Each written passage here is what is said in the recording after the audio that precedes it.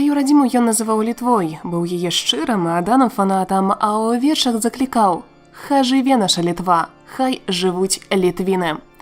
Людвік Францішак Уладзіслаў Александрович Кондратович, больш вядомы як Уладзіслаў Сыракомля, нарадзіўся 29 верасня 1823 года ў фальварку Смольгаў Мінскай губерніі. Трайное імя атрымаў пры хрышчэнні па каталіцкай традыцыі.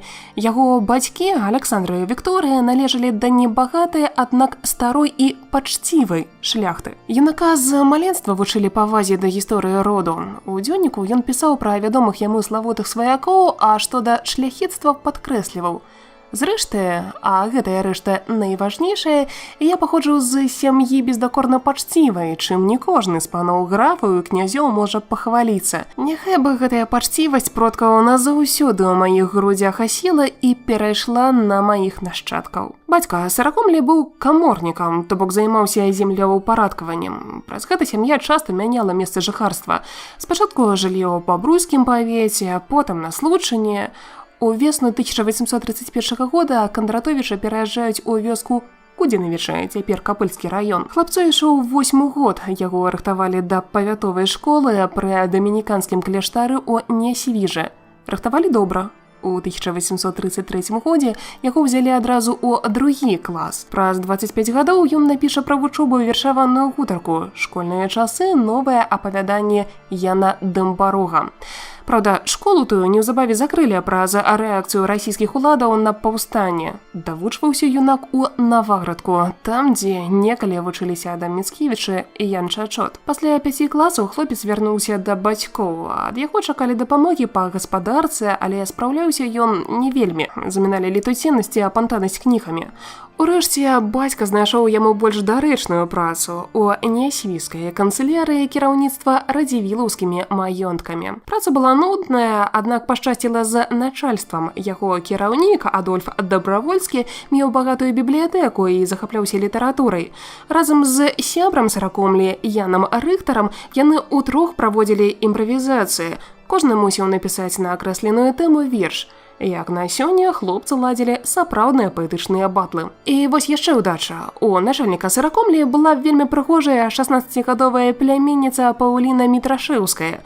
У 1844 годзе паэт, якому быў 21 год, вырашыў кінуць працу і ажаніцца. На другі дзень пасля вянчання пара з'язджае з Нясвіжа да бацькоў Залуча. Кондратовіча аддалі дом маладым, а самі перабраліся ў суседні маёнтак Тулёнку. Уладзіслаў нарэшце атрымаў, што хацеў, магчымасць пісаць. Працаваў над гісторыяй літаратуры ў Польшчы, падтрымліваў сувязь з калегамі, якія жылі ў Вільні і Варшаве.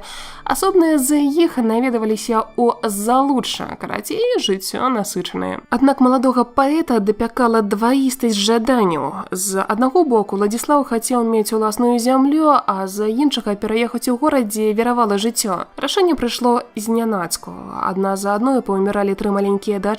Сям'я больше не могла заставаться в опустелом доме. У восені 1852 года Уладзіслаў, Паўліна і 3гадовы сын Уладзік накіраваліся ў Вільню. Раз на тыдзень Сыракомля праводзіў літаратурныя вечары, хутка займеў шырокае кола знаёмстваў, аднак горад пасля вясковага жыцця прыгнятаў. У выніку ўжо на лета сям'я пераязджае ў вёску, арандуе фальварак Барыкаўшчына, што па дарозе з Вільні ў Ашмяны. «Чаго ж тут болей трэба?» – пісаў Сыракомля ў дзённіку. «Долі і хлеба. Першае мне ад нараджэння не дадзена, а другі тут цяжка здабыць, бо хоць зямля і ўрадлівая, але яе тут вельмі шчуплы кавалак. Да таго ж тут невялікая колькасць рук, не хапае работнікаў. Усё гэта не дазваляе ўзняць гаспадарку на належны ўзровень». А затое спакойная вясковая атмасфера спрыяла творчасці. Асабліва цікавіла паэта гісторыя краю. Сумуючы па мясцінах маладосці, Сыракомля пісаў кнігу «Вандроўкі па маіх былых ваколіцах» і нарыс «Мінск». Праўда, з вандровак цэнзура выкрэсліла развагі пра сялянскую ролю. Наш селянін не піша, не чытае гісторыя, але верачы ў якое-небудзь сваё вясковае паданне, з пагардае паглядае на шляхецкую расу, інстынктыўна адчуваючы, што мы прыхадні адкульсьця, а ён тутэйшы жыхар і гаспадар тутэйшай зямлі. У наступныя гады паэт часта вандраваў у Варшаву, Вільню і Познань. Свае падарожжы ён часткова апісаў у творах «Дарога з Вільні ў Ашмяны», «Воложин», мястэчка ў ашмянскім павеце, з дарожнага дзённіка 1856 года «Экскурсія па Літве ў радыусе ад Вільні». Уладзіслаў Сыракомля меў вялікае кола сяброў. Сярод іншых сябраваў з Адамам Кіркорам, але яшчэ больш з яго жонкай, актрысай Еленай Маеўскай. Яны пазнаёміліся ў 1854 годзе на літаратурных чытаннях у доме Кіркора. І вось аднойчы Адам з'ехаў па выдавецкіх справах у Петербург, а вярнуўшыся, жонкай не застаў. Елена і Уладзіслаў знайшлі прыватны прытулак у знаёмых. Скандал, напэўна, стаяў на ўсю Вільню.